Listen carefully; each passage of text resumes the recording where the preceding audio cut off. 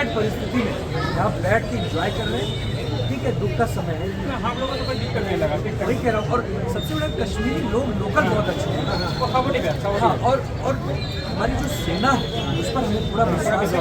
सेना है, जब लोग हैं तो फिर किस बात का डर है? क्रोचों की तरह आतंकवादियों को मारने से काम नहीं चलेगा कि आपने कहीं एयर स्ट्राइक कर दी, कहीं आपने सर्जिकल स्ट्राइक कर दी।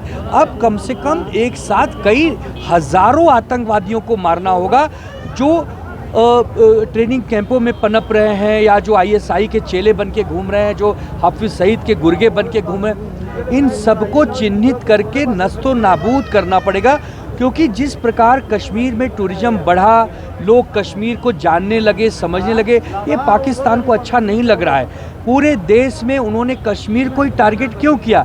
इसलिए किया क्योंकि कश्मीर की खूबसूरती, कश्मीर की एक प्रकार से बढ़ाईपन उसको अच्छी नहीं लगती है।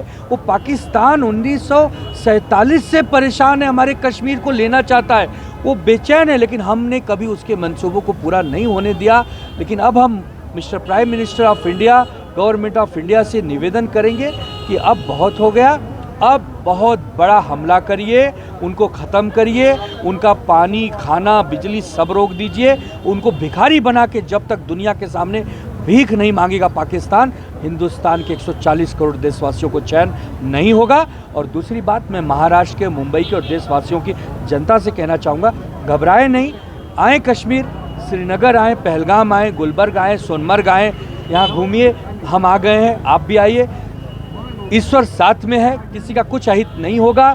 जिन साथियों ने अपने प्राणों की आहुति दी है, जिन्होंने अपना बलिदान दिया है, उनका बलिदान बेकार नहीं जाना चाहिए। अगर हम कश्मीर को आज ऐसे बेसहाय, असहाय छोड़ देंगे तो यही तो पाकिस्तान चाहता है कि कश्मीर अलग थलग पड़ जाए, जो हम होने नहीं देंगे। हिंदुस्तान का ताज है कश्मीर, हिंदुस्तान का मुकुट है कश्मीर, हम अपने ताज को कभी भी धक्का नहीं लगवाने देंगे। आपने कहा कि मैं कश्मीर देखने आया, आपने क्या देखा आप कश्मीर में? मैं कश्मीर, अब देखिए, मैं दो चीज़ होती है, एक आदमी खुशी में आता है, परिवार के साथ आता है, यहाँ पर फ़ोटो खिंचवाता है, रील बनाता है, लेकिन आज तो मैं अपनी टीम के साथ आया हूँ, परिवार के साथ नहीं आया हूँ। लोगों का सुख दुख जानने आया हूँ, जो घायल है उनसे मिलने आया हूँ। एलजी साहब से मिलना चाहता हूँ, एलजी साहब से कहना चाहता हूँ, एलजी साहब, जम्मू कश्मीर में आपका शासन है, केंद्र सरकार का यहाँ शासन है, कम से कम कुछ सुधार लाइए, कुछ कानून व्यवस्था को अच्छा बनाइए। आपके पास इतनी पावर्स है, प्रचंड बहुमत की सरकार है, आप उमर अब्दुल्ला जी के साथ मिलकर कुछ अच्छा काम करिए। यही सब कहने के लिए आज यहाँ आया।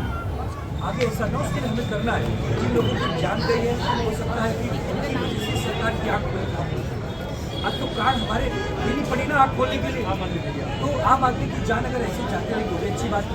आगे जान न जाए, उसके लिए सरकार को महाराष्ट्र से जो हमारी पार्टी, हमारे तो उनके पास 500 एम्बुलेंस है महाराष्ट्र, यानी हमारी पार्टी के पास सबसे ज़्यादा एम्बुलेंस है पूरे भारत की। बात करूँगा पार्टी और क्या कि हमारे अध्यक्ष जी कहाँ है? नॉर्मल डेज में जब कभी आया होता तो